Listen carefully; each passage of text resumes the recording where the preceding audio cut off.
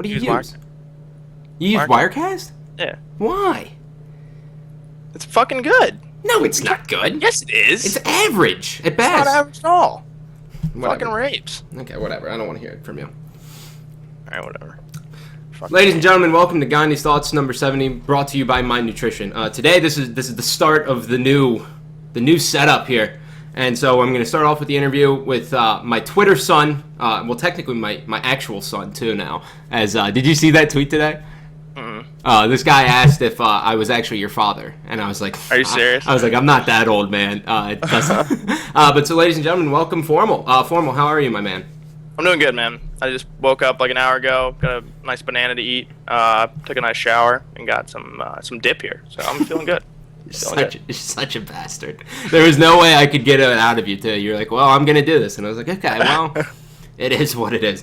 So, Formal, for those of you, or for those people out there who may not necessarily know a little bit about your rise to the top, because you didn't actually have those events in the middle where that kind of sucked for you. You kind of just came straight in. So give us a little bit of a background story for me. All right, well, back in 2009, I went to my first event.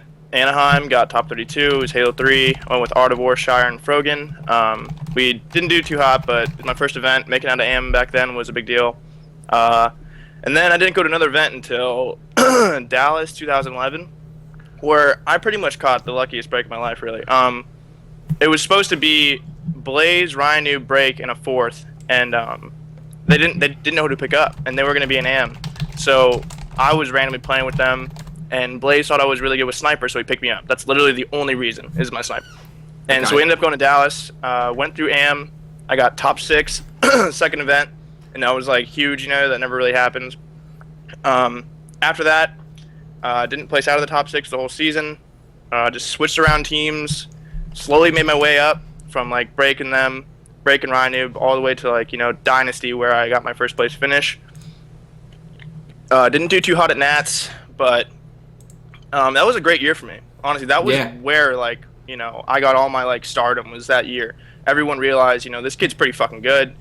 How old were you back then, by the way? Because I just remember a short little chubby Formal. Yeah, I was 15 when they picked me up.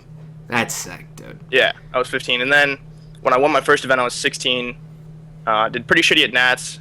And then we made Ambush.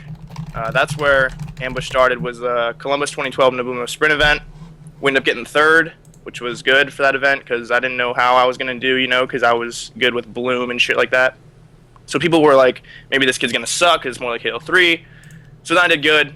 And then we went to Dallas 2012. Yeah, Dallas 2012, the Halo 4 event. Got second there, lost to Ninja's team. And then AGL from that point on, you've been dominant. Yeah, from that point on, it's been domination until Knoxville. That last one happened when we got 4. All right, so since I have you here, and we haven't talked, well, on stream in a long time here, for a lot of people, they kind of want to know, like, there's a big gap in time for you. I mean, a lot has changed, and we're going to cover all of that.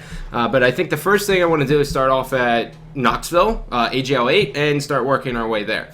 So, going into Knoxville, okay, everyone knew that you guys only had 6 days of practice, right? Everyone knew that. Less than that. Was it less than 3. that? It was like 3. Yeah. Oh, okay, well, you had tops 6 days of practice, okay? We put it that. Due to various things. We had Snipe Down, try to qualify for the Global Championships with Rooster Teeth, so we actually had to go to like an Engine Halo and stuff like that for that kid. And stuff like that. It all added up. Going into the event, I know you're coming off a 4-peat, you were coming off a 4-peat. Coming into the event, did you even think that any of those teams would challenge you? No, absolutely not. We were so high and mighty because the last event before that was the UMD Chicago, where we 6-0'd the team in the finals. So even though we didn't get that much practice, we were thinking, I don't think teams have caught up yet. A lot of teams are breaking up. These teams won't be that good yet. Well, unluckily, is that a word? Unluckily? Can I use that? That's, all right, unluckily. I make up words all the time up here. Yeah, so all right. Okay. Unluckily, the teams did get good. And we were using the same strats that we used for 4 events, and they were bringing out new strats, which we didn't see before, such as like running bottom mid on Dispatch. Right. Weird things on Abandon, shit like that. And we got steamrolled. We didn't beat any good teams. We didn't beat a single pro team. We beat a bunch of AM teams. We didn't beat Infamous or Requiem, and we didn't play Classic SQ or yeah, that's it. Yeah. Now, talking about a little bit about dispatch, capture the flag here, although I think it's being removed for V5, whatever, that's a talk for Go Sayami. When you went to that event, because everyone knew, like, ambush flag was dispatch, capture the flag. I mean, you were able to snipe just, single level. When you started seeing them going bottom middle, were you kind of just like, how the hell am I supposed to get an angle on this since you weren't used to it? Yeah, exactly. You were used to people walking around the sticks. They would spawn, run to the sticks, you'd headshot them, and you'd be like, all right, move up. When you see a guy sprint bottom mid, the angles you have on him are looking bottom center, or he's sprinting to your flag where you have that little angle under your base, or if he sprints straight to the flag. But when they know you have a snipe, they're not going to play stupid, they're top pros. Yeah. So they're going to play smart. And me and Eric would just sit there and wait for him, and we would get flanked or something, and we got fucking raped. I mean, we only lost 5-4 to Infamous, but they definitely played it better than us. The forecasts we got were just like, we got all 4 dead and ran it. They were just running it and running it and running it and running it, and then they capped, like, almost every time. And we didn't know what to do. We just got fucking raped. Yeah, so that was, like, the big eye-opener for you.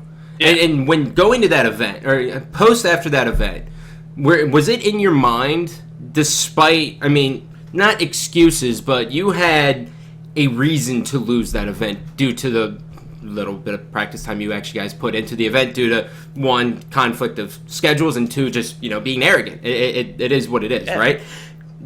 Did you know after that event that you wanted to make a team change?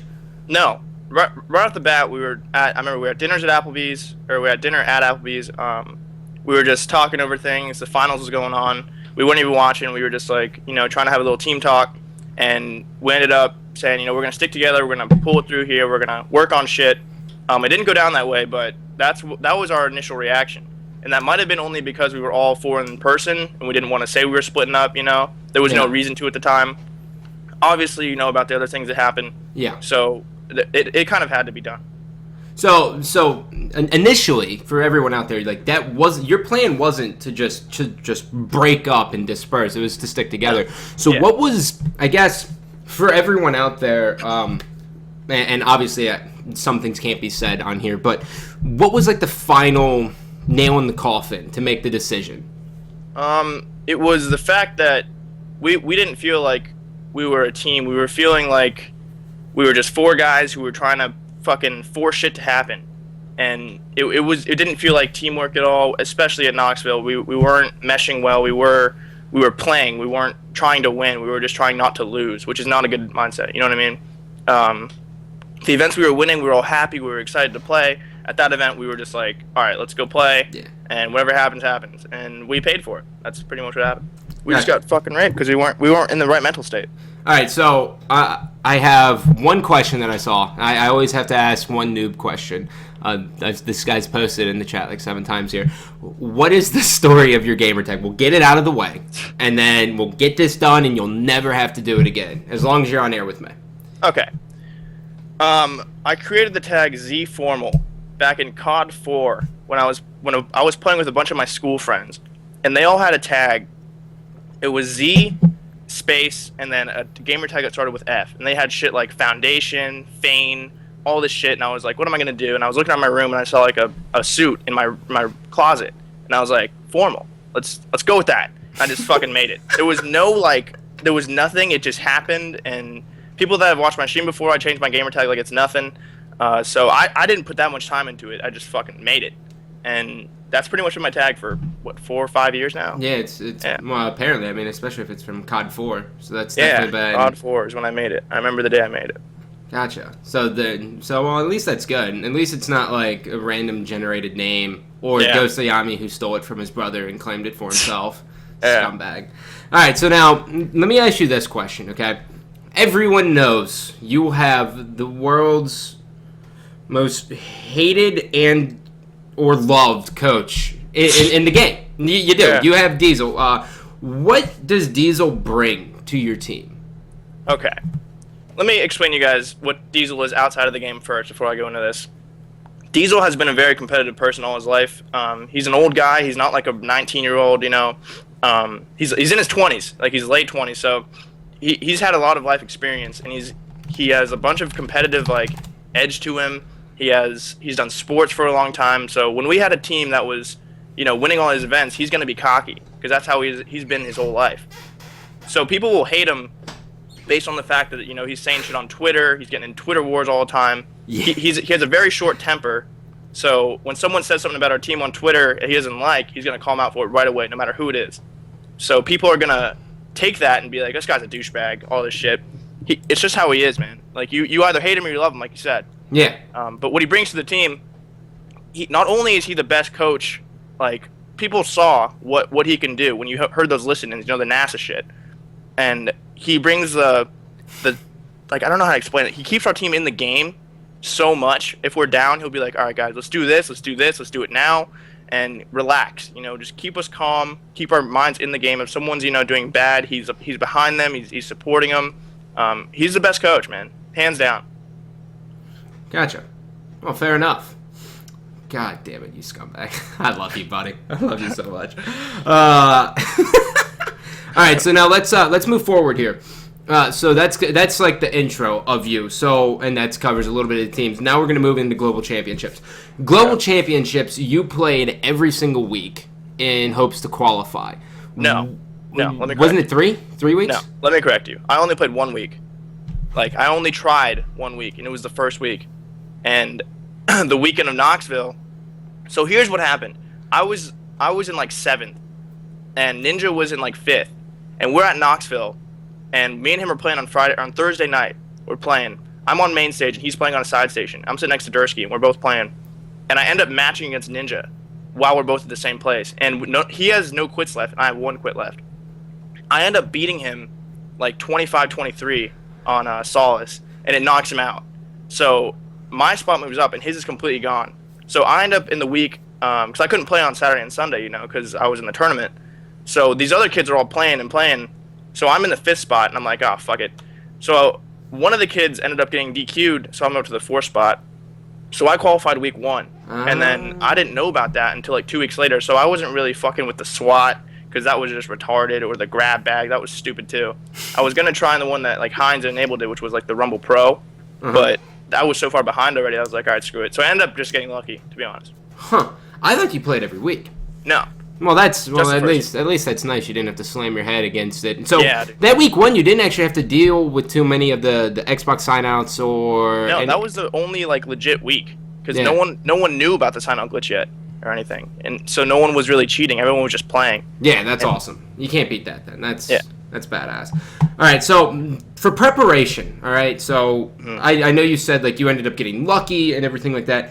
When you qualified, what was your practice regimen going into the global championships? Like, legit said he played Halo 2 and Halo 1, and then before the event, and then Ace said he didn't really play too much. He only played like a couple hours every night, or every other night with pros. What was your...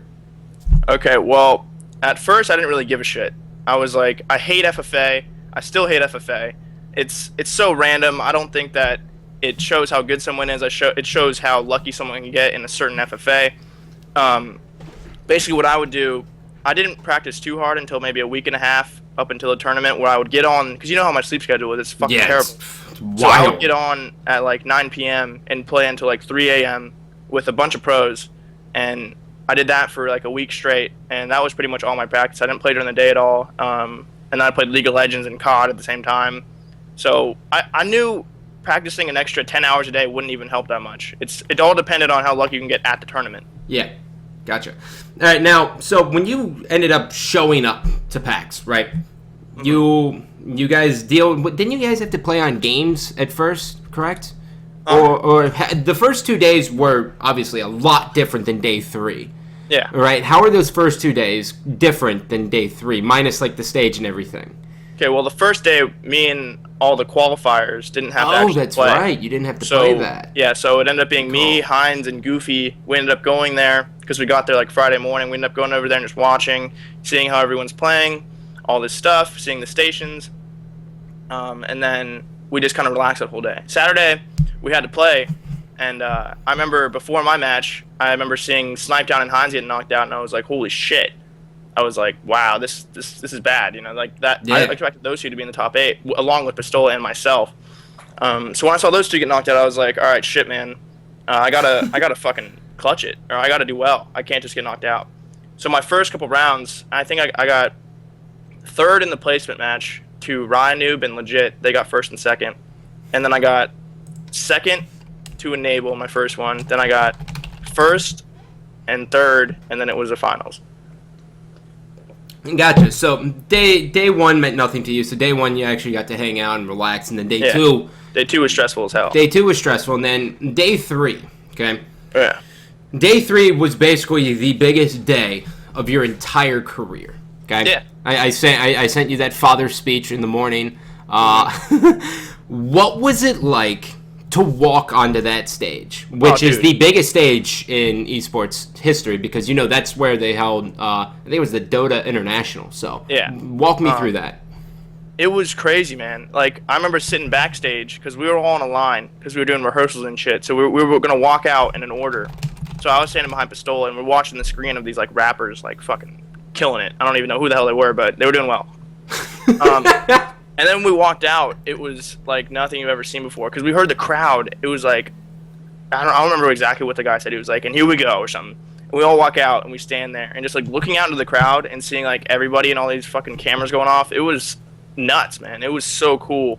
Like, I remember I couldn't even help but smile. I wasn't doing anything. I wasn't nervous. I was just smiling and looking out, and it was unreal, man. Definitely the best stage I've ever played on. Yeah, for sure. I mean, it was. It's probably going to be the best stage you'll ever play on until future events. Now, you get up there, the match starts. Okay, you went from 8 minutes to 15 minutes. Yeah. Did that change? It was 12 minutes. It was 12 minutes. Okay. Yeah. Did that change anything for you? That slight format? Okay. Yeah. Walk me through that. Okay. So I got a few things to say about this. Number one, it was different because you have an extra half a game to play. So in the rounds before that, 8 minutes went by like that. So you wanted to like realize if you're down a little, you have a lot more time to come back, which was what I was thinking the whole time. And every time I died, I would take a deep breath and I would say, relax, just stay in the game, don't get nervous, just relax. And I just did that the whole time, and I wasn't nervous at all. My plan, okay, here's what gets interesting. My plan was, I was thinking in my head, because I saw Pistola in 7th, and I was in like 2nd. So I was like, if I keep Pistola out of the top 4, I can win this thing. I was thinking in my head, like, I can win this thing. I thought Pistola was the only one that could beat me in a 1v1. So I was like, if I keep him out, I can win this thing. Even though he's my teammate, that was a competition, and I was thinking for myself, for sure. You had to in the final, like, everybody was. So I was gunning for him for a while, and slowly Ace is climbing up, right? He was in like 6th, and he's climbing up. He ends up killing me like 3 times in a row, and he's ahead of me now. I'm in 5th, and Pistola somehow goes from 7th to like 2nd. I don't know how the hell he did that, but I don't know. I was mind fucked, but Ace ended up killing me so many times that I look at the clock and it's like 1 minute left. I hear like 1 minute remaining, and it's like 37, and I'm at like 32, and I was like, fuck, man, I gotta clutch this. And I just ended up getting 2 bad spawns, and I was like, all right, man, it's over. And I don't know, it could have gone a lot different. I could have played it better, but I mean, it's FFA, man. You can't expect to win every single one of them. You can't expect to get top 4 every single one of them. So it's all good. I wasn't really too mad. I wasn't mad when I lost. I was just thinking in my head, it's FFA. It's not 4v4. So, it's okay. I'm not mad that Ace won. He deserved it. How much did you walk away with? Like 2,000. Okay. Now, if they were to revisit the same exact format for global championships, okay, but like for FFA, like in the future, okay, let's say like this stays like a brand like W or LCS, right? And like the FFA was the first part. Would you like to see Sunday be that FFA with top 4 advance, or would you rather see 1v1s with the top 8 all the way down to crown the victor? So it's like 1 versus 8, 2 versus 7, 3 versus 6, you know what I mean, and 4 versus 5. And then you just play that out, 1v1 single limb. There's a couple things I thought was flawed with the finals. Okay. Number one, we played on our gamer tags.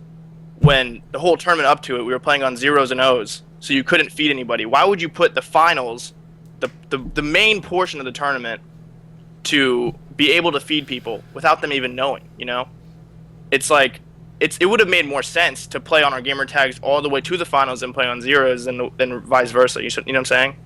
Like, I get it. I get it. That's interesting. I've never actually... Yeah, it was kind of like weird, because all 8 of us were like, can we just play on 0s? And they were like, no, we're sorry. Because I figured with the production staff they had, they could have made it so that the viewers knew who we were, but we didn't, which was the main part of it. None of us wanted to know who each other were, because that completely changes the game. And the fact that it was one FFA when they had all this time, they could have played all 3 maps, and then your average top 4 could move on, or something like that. But even 1v1s between the final 8, like you said, with seeding from the FFA, would have been better too. Because you can have one unlucky FFA, and your tournament's over when you put in all this work to get there. It should have been, I think you're right, it should have been 1 versus 8, 2 versus 7, and so on. Yeah, so on and so forth. Because that would have been more entertaining, because they had so much fucking time. Yeah, they had so much time, and those ones are so intense, as everyone saw. Yeah, dude. Now, last question on this. Did you expect Ace, like, going in... Well, Sunday, when Sunday came, did you expect Ace to be crowned the victor? No, not at all. No one did. What is it about Ace? Was it his tournament, or just walk me through Ace? He's like a Destin. He's super underrated. Like, he's a really good player, and he proved that. But no one expects Ace to win over, like, names like Pistola, Formal, Legit, you know? Like, he came out of nowhere. He got 4th in the FFA, so he barely squeaked by. And then he clutched it in the first 1v1 against Straight Six. Straight Six completely choked. I'm sorry, Straight Six, but you choked. You're at 5-2 in a 1v1 on Skyline, where the time is your friend. Best friend, yeah. And you're running to the guy instead of hiding. Like, I don't know, man, but Ace fucking clutched it, man. Down 5-2, and yeah, with that kind of pressure and the kills that he was getting, and then the 1v1 against Pistola, god damn, the dude deserved it. 100%. All right, now let me ask you this question. Actually, the first game Ola and Ace played, okay? You have the concussion. You're up 6-5. You're in the same exact scenario. You remember the scenario I'm talking about? Yeah. When Pistola challenged him. Do you challenge that? Okay. Would you have? Okay. It depends. For one, I would never use a fucking concussion rifle because that shit is so bad. But really, I think it's terrible in my opinion. In Pistola's mind, he was thinking, if I get this kill, it's over. I win.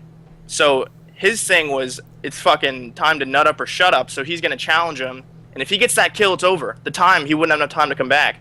But because he tied it, it made it so much more interesting. You know, because Pistola could have ran. Don't get me wrong, he could have ran, which I expected him to do because it's Pistola, but I think he was a little off-centered. He wanted to get the kill so bad, and he didn't expect the concussion rifle to shoot the guy up 60 feet in the air. So I don't think anyone did. It was it was like a 50-50, honestly, because when he got him weak, he could have killed him if he just BR'd him, and then the time he pulled out his BR, Ace was just shooting him the whole time, so it was too late, and then they ended up tying. I mean, Ace did a really good job, man. Like, he clutched it. Gotcha. Which all it comes down to. All right, now let's get to the immediate present, if that's. Let's get to the present, I guess. Now, after Global Championships, I'm assuming that's where the talks with Legit happened. Correct or wrong? Correct. Okay. Don't need to worry about that. Actually, how'd that go? Yeah. How did that even come about? Let's see. The first time we talked about it, we were in the final. When we were in that final 8, we had so much downtime on Sunday. We were just sitting around doing nothing. We weren't warming up. They wouldn't allow us to before the thing actually started. So, me, Pistola, and Legit were sitting next to each other, and we ended up just randomly talking about it. Like, we were just like, you know how sick that would be? Like, that could be pretty sick. And we ended up saying, like, dude, let's make this shit happen. And we're like, all right, this is kind of up in the air, but we can see how this goes. And Legit agreed to it. So it was just like, it was a spur of the moment, but at the same time, it felt like so right. It was like, why haven't we thought of this before? Like, Legit is perfect for this team. And he thought the same way. So when we got back, we had another talk, and it went through. Awesome. All right. Now, Richie Hines gets replaced with Legit. Yeah. First things first, what do you expect to see with this team? Like, what are kind of like your immediate expectations? Like, are you guys just going to be the best in the world? Or, I mean, just right off the break, man. Like, okay, right off the bat, I'm expecting Legit to bring the intensity that we don't have. Like, we lost our intensity. Legit is going to bring this back. Legit is so good at pumping the team up, and when you hear Legit say something like, let's fucking go, baby, you like get so much more into it, because it's legit. He's got this like competitive aspect where if you hear him start getting fired up, your whole team's gonna get fired up, which we never really had in a long time. Yeah. And we need that. Plus, he's pretty much the most like consistent player. He never really just gets raped. He just does really well all the fucking time, and that's what we need. I think we needed this new person to come in and keep our heads in the game and bring this new intensity of like the animal that he is, and bring us back to the top. Honestly, like I think he can do it. I've all faith. What's it called? Yeah, faith. I have all faith. Now, do you see your team dynamic changing at all? Seeing since Richie Hines, to put it simply, was the bitch in game. He was. Okay. Like, he never looked at a sniper rifle. He never even thought twice about that. He would run over them or bring them to you and drop them at your feet. Is that going to change anything? No. I've watched Ninja's team scrim when they had legit so many times, and he would let Ninja get it or Ace get it, and I think legit will do the same thing now that it's me and Eric. He knows what to do in game. He knows how to win. And if he thinks that we're going to make the game easier for him, he's going to give it to us. Okay. So you don't see any conflicts? No, not at all. Do you think you're going to have the same kind of map presence with legit? I mean, Yes. you guys were always fast. Yes, I think even more so now. I've watched legit play a lot. This wasn't just like I'm picking up legit. Yeah, I get just it. for the fuck of it. I've seen how the guy plays at tournaments, and he's very fast. He's very fast. He's very intense. He's in your face all the time. I think that he's going to make our team more what's the word, like intensity, not intense, Aggressive? but yeah, more aggressive. Gonna make it, yeah, my bad, more aggressive, and we're gonna be, I think teams are gonna be more scared that we have legit now.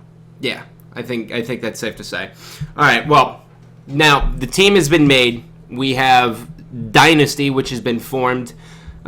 Before we get into team changes, is there a team out there that you are expecting to give you like kind of a run for your money? Like, is there a team out there that's formed right now? And I know it's all chaotic, and this is really a question for probably 2 weeks out before the event. Yeah. But with the ones that have formed, well, I guess Destiny and Requiem. Do either of these teams, Dynasty, whatever, same difference. Do either of these teams kind of strike you like, oh wow, we got to watch out for them? No. I think a lot of teams are gunning for us. We've been the team to gun for a year now, and it's not going to change anything. If you go to the tournament and you're scared to play any team, that's not good. I'm not scared to play any team with this team. Where everyone's going to be wanting to play us, and we're going to get the best out of every team we play. So if you go into it thinking we can lose, and you're going to fucking lose. And I have so much faith in this team and so much confidence that, like, you have to be cocky in this. Like, you have to be. With a new team like this, you can't be scared to play anybody. So I'm not scared of any team. Not a chance. All right, now let's I guess last kind of series of questions here before I let you go. Let's talk about Requiem here, just a little bit. I want to get your opinion on this since I'm going to be covering it on the second part of the show. What do you think of the new Requiem with obviously legit left them that was out of their control? How do you think they're going to fare with Snakebite? Snakebite at the end of Halo Reach was top 3 players in my opinion. He hasn't had the right team yet in Halo 4 to really prove himself. I think this is his shot to, say, all right, I can be back on the top. This is his team that he can do it with. So I expect them to be really good. It's going to depend. You got the positivity from Dursky that everyone knows about, and Snakebite brings the same kind of aspect to the team. They're both so positive and reinforcing that players like Ace and Ninja will feed off of. They could be really good, but you have to wait till the tournament to see, because Snakebite hasn't been to too many Halo 4 tournaments. I think that his last one, I think, was Pittsburgh. No, he went to the Knoxville where we got 4th at. Oh, with, he did? BTH. Oh, yeah. Yep, you're right. Yeah. And then he went to Nashville with Status Quo. If you remember that. It was it was APG, Snakebite. Yeah. They took 4th, I think, or 3rd, something like that. So this is his shot to prove himself. I guess for people out there, from a pro player standpoint, what does Snakebite bring to a team? Snakebite brings, he's a player like Ola, where he's doing shit all the time that you don't really expect, so he can catch you off guard. Plus he's got a really good shot, and he's got that good communication, he's got that good positivity that you need to a team. He's got a good snipe. He's pretty much he's an all-around player. He's not super skilled with like a certain weapon. He's just super good all around. So I think a team like that can benefit. They're gonna have a lot of teamwork. All right, now we're gonna have some jolly old fun here. All right, you ready for this? Yeah.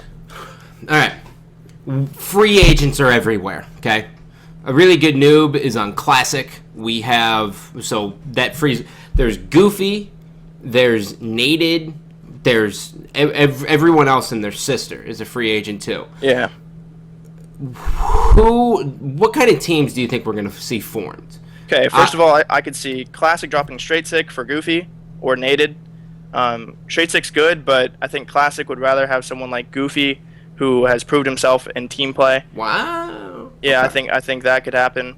Ogre 2's back. I'm not sure what he's gonna do. I was playing with Royal 2 Snakebite and Ogre 2 the other day, and Royal 2 seemed like he was coming back. So maybe a team like, I don't know. I don't want to say the wrong thing, man, because there's so many free agents that you never know what's gonna happen. Well, yeah, no, that's the point. This is the crystal ball of formal. Yeah, This is what you get to think. That's the greatest thing about being live right now is because you can say anything you want. yeah, but it's so many things that people in the chat don't know about, people on Twitter don't know about. You know, you may think, like, I see all these posts in the forums like, bring back triggers down, like Neighbor, Best Man, Hines, and someone else. Like, that shit's never gonna happen. Yeah. People need to realize that. Like, shit's never gonna happen like that. It's gonna be random. Like, no one expected Dynasty to form like that. No one, see, like, people on Twitch didn't know that, but people like me, Maniac, we could see that stuff because we're in Skype with them all the time. Yeah. Interesting. But now, I know Neighbor's still playing. yeah. I guess let me do a rundown instead of all the teams. Neighbor, good or bad? Good. He's good. Well, what's good about him? Okay, let me tell you what's bad about him. The communication obviously isn't there. He's got a good snipe, he's got good teamwork, but to win an event, all four of you have to be communicating like a god. And I've watched him play in tournaments for years now, and it doesn't seem like his communication has ever been like there compared to someone like Roy or Lunchbox, you know? But he's so solid. Like, he never gets raped either. He just does consistently well, and he has like that X factor where he can just turn on fire with snipe and just go at the team and just start destroying and get like a weird overkill. And the same with like Best Man. They're both. I could see them two teaming up again, but it depends. It just depends on who else wants to team with them. You know, like maybe Flame Sword. I don't know. It's weird. Okay. Strong side. Mm-hmm. I'm literally just gonna do like, give me your thoughts on a couple of these free agents here. Okay, strong side. I haven't seen Strong Side compete in a 4v4 tournament in like a year, so he might team up with Ogre 2. That's the only thing I can see him doing right now is with Ogre 2 and picking up 2 more. He's good. Don't get me wrong. He's a good player, but he's going to have to put in a lot of time to learn 4v4 the way that everyone else knows it already. Yeah, because I feel like he kind of would fall into the same thing that we saw with like Flame Sword and Status Quo, where they were just so dirt slow. Yeah. Yeah, Okay. you have to be fast in this game. Real fast. We already covered Ogre 2. Nated, I swear to God, single-handedly dismantled you guys at the last Dude, time, by the way. I think Nated's fucking good. If I wasn't teaming with my team, I'd team with Nated. And people, like, I don't get why people won't team with him. He's fucking good, man. Like, if I was going to make a team where it was an ambush, I would make, like, Nated, Ryan Noob, and a fourth. Because those two are so good, but no one, like, realizes it. I don't know what it is, man. Like, people say Ryan Noob's bad, Nated's bad. They're both fucking amazing. And people don't realize it. I don't know. All right. I mean, I'm talking about the pros here. The pros don't really realize it. I'm surprised the pro team hasn't picked up Nated yet.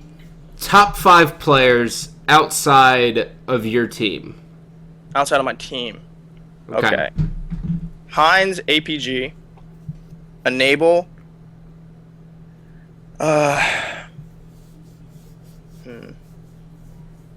Ninja's getting good. I'll throw him in there. And it'd be a tie between, like, Lethal, Nated, and Ryan Noob for that other spot. You put APG over those players? Yeah. Why? APG has been a team slut for a while now, like getting tossed around. He's a humongous team whore. When he gets the team that he can excel on, aka our team when we were on Ambush, he plays really good. But he just hasn't had that right team yet. Like, he just hasn't had that. Like, what were his teams? Status Quo, Classic, and he just didn't mesh well with those players. He needs to feel comfortable. That's where, when APG gets in his comfort zone, he can play really well. And I think on Dynasty, he has that. What about Ace? Oh, yeah, I forgot about Ace. Ace is really fucking good, too. Ace probably in top 5. Same with Dursky, honestly. Ace is really good. He hits like really weird snipe shots that you never really see anyone else hit. He's kind of like native in that sense. And Dursky is just such a good team player. Like they both have such good teamwork together that it makes their team excel. You know what I'm saying? Like they just work really well together. Gotcha. Now, looking at all of them, APG is, for me, like the biggest question mark you threw out there. If you were to make a team right now, knowing everything about APG, how he is at events, would you do it? Yeah. I mean, you mean besides my team? Yeah, yeah. Yeah. And you would do it, even though he I seems would to not necessarily. People think he's a team killer because of like in-game stuff, which isn't the case at all. People just don't know the things because they don't know the person. Yeah, that we well. can't. I mean, it's just some things you don't want to just fucking throw out there because you can't. It's not our business to release. Yeah, I would team with APG. Really? Yes. But 100%. why? Is it Because just his shot? And I get the whole comfort zone thing and everything like that, but there has to be something he brings to a team that makes him dynamic. Because he's the guy that pushes up first. He's the guy that can outshoot pretty much everybody in the league. So when he's pushing up first, he's opening holes for your team to make plays, you know? So when he gets, like a double kill or a kill where, like, by the extraction, he opens up the opportunity to make plays happen, which is what I think he's best at, is the run and gun, like in your face type deal. And I think I haven't seen that from him for a while, but I know it's in there because I teamed with him. I know what he can do, and he's a scary player when he's really good. Fantastic.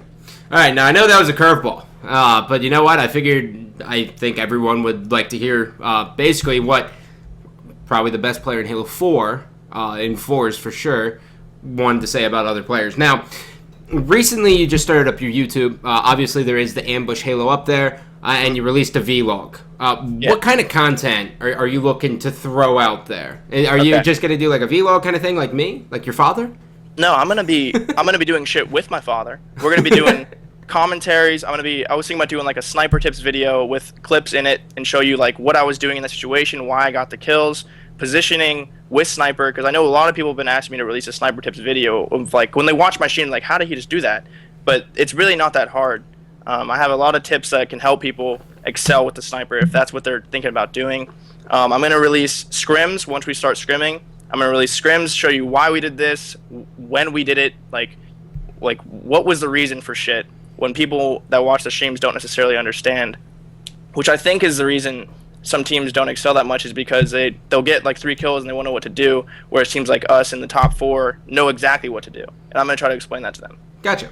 Now, is there anything else you're gonna do, like with the community and stuff like that? Like, I don't know, like subscribers, streams, and all that stuff. Yeah, I got a subscriber button. So like everyone that subscribes to me, their first priority, if I'm playing by myself, I'll invite them right away and start playing matchmaking with them. And it's only $5. You know, if you want to play with a pro, all you gotta do is subscribe to my channel, or like Ninja does it too.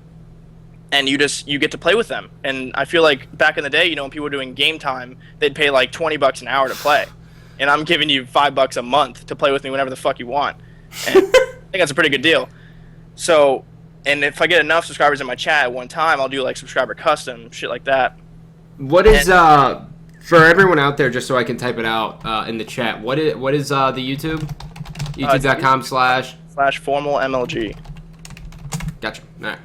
Yeah. Fantastic. So, that's really all I got for you right now, buddy. I guess closing thoughts, shout outs to people. Obviously, we just plugged your YouTube, and I'll throw it up in the description. So anything else you want to leave out? Yeah, shout outs to our sponsor, Rain Esports. They're a great sponsor, great organization. They get along with us really well. They feel like a part of the team. Shout out to my coach, my teammates, and everybody who supports Ambush. I really appreciate it. We all do. A lot more than you'd think. All right, awesome. Well, we're going to go to a quick little commercial break. When we come back, I'm going to be talking about Requiem, so stay tuned. Wait, so are we still...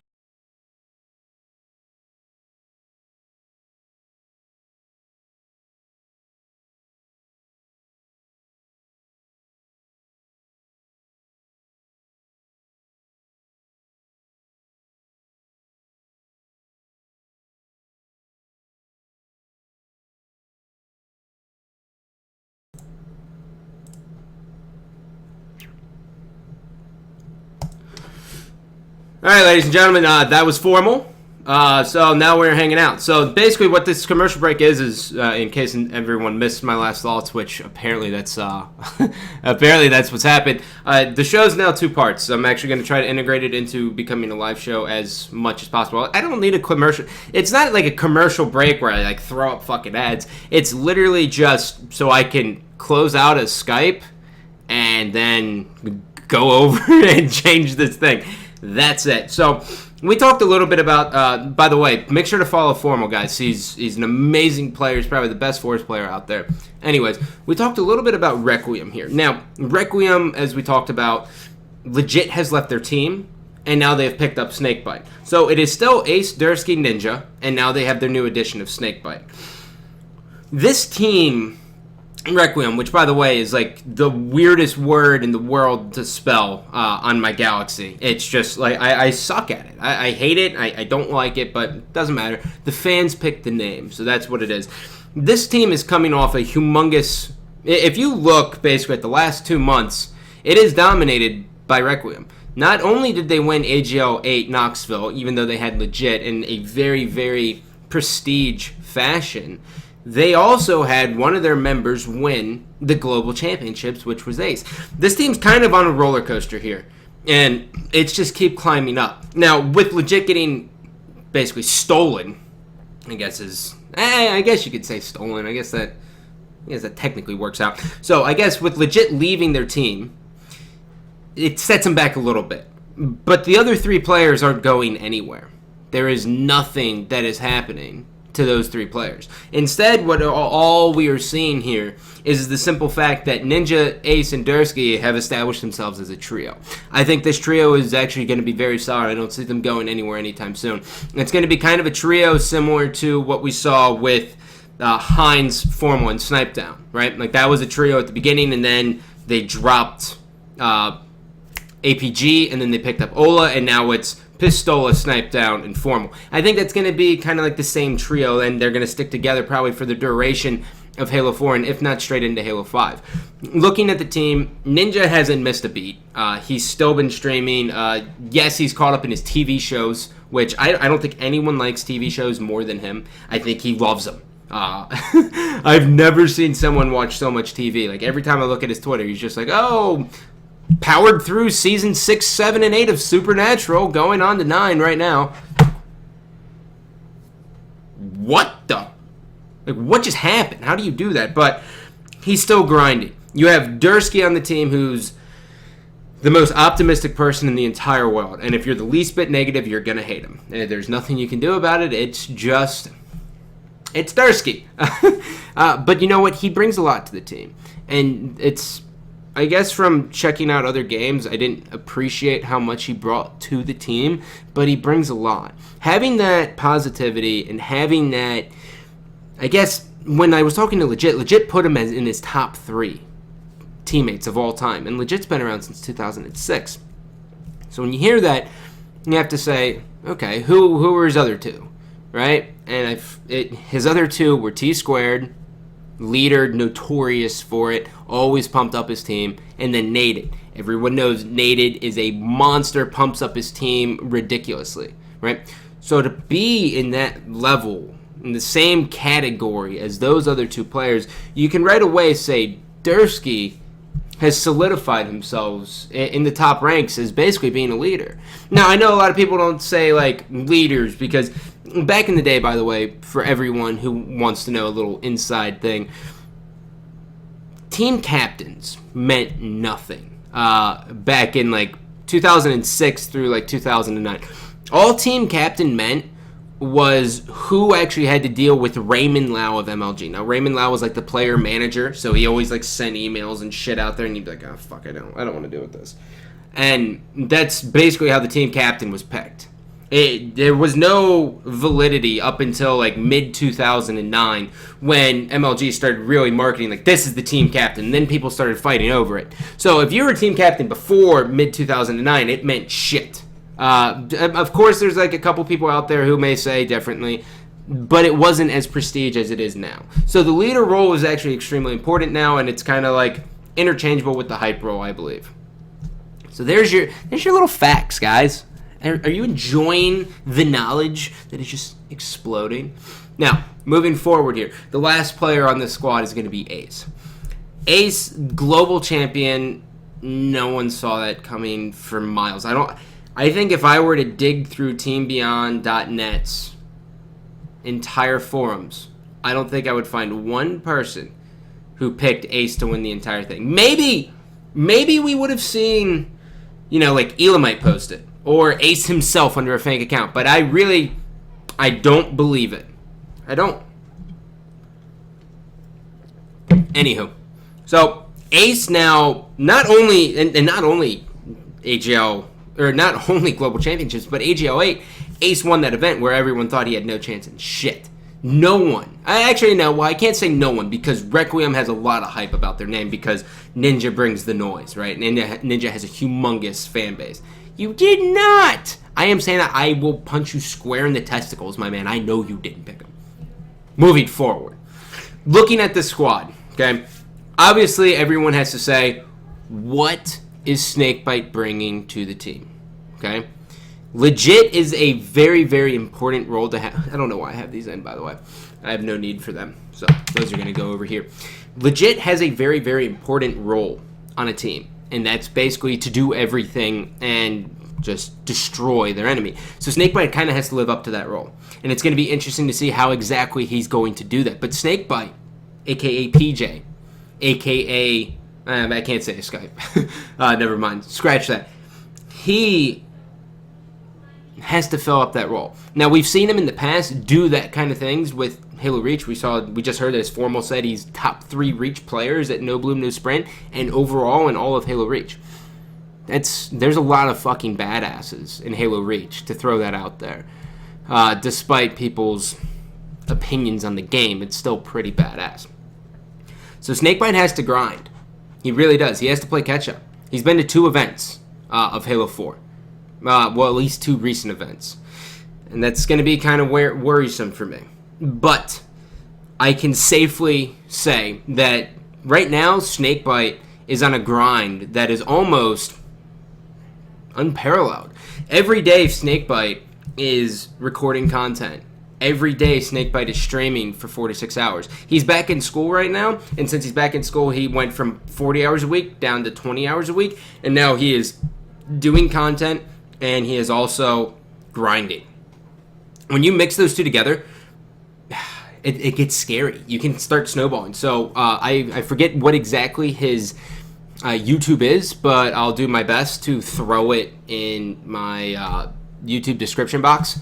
And you know what, man? That's exactly what it is. Now, I know a lot of people are sitting there like, oh, Snake, thank you, Dursky. Now, a lot of people are going to be saying, like, where do you predict Requiem? Well, I think, like I said, I think the trios are going to match against trios. And when I say trios, we already covered this. I think I expect to see Requiem in the finals. I really, like, I know I talked to the guys. I talked to Lethal last night, and Lethal and Enable, and all of them are all pumped up about their team and everything. But I don't think they have what it takes to take down either Requiem or Ambush. I really don't. I think the Requiem Ambush is going to be very, very interesting, and a lot is riding on Snakebite's shoulders. But he's got 2 months to work with. I don't want to necessarily predict right now. Obviously, like I have my affiliation with Ambush. So I obviously think they're going to win, but I honestly think Requiem's going to give them a good run for their money. And it's not because of anything minus the fact that they've been doubted so much throughout really their career. Everyone on this team has been doubted so much. Ace has been doubted on Status Quo. Dursky's been doubted on Warriors. And then and even in Halo 4, on Status Quo as well. And then Ninja's been doubted since the day he stepped on to the scene. So I think they're finally at the point now where it's like you can't doubt them anymore. And I think that's exactly what they wanted to have happen, but I still think there's some people out there who are like, oh man, they got fucking lucky. You know what I mean? But it is what it is. So other than that, ladies and gentlemen, I love you. But I don't love you. Make sure you leave some comments and let me know what you think of the new format. If you like the interviews first or if you want them second, doesn't matter to me. Just let me know. Take it easy.